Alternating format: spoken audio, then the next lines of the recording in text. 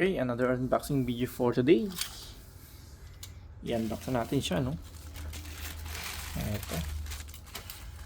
Saan natin? Ayan.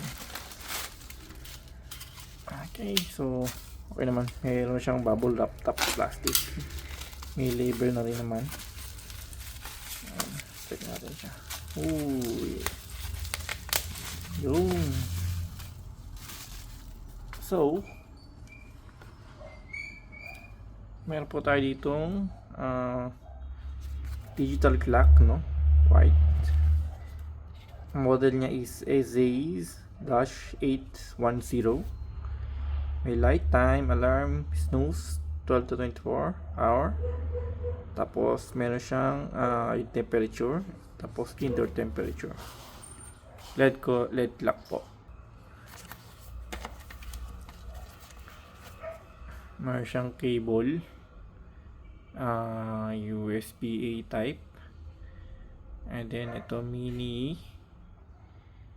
plug-in to, no? Tapos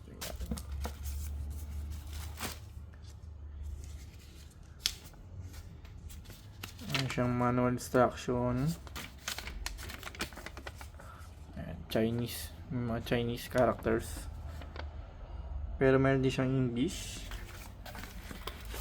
Natin yung mismo items, main items. Ayan, mukha siyang salamin, no? Okay, so may battery ba to? Wala. So pero AAA 1.5 ang pwedeng ilagay sa kanyang battery. Pero pwede siyang i-plug in, ano? Ayan, DC 5 volts, no? So naka-plug in talaga siya. Ayan, pwedeng ganyan. Yun. So, testing nila natin po siya, no?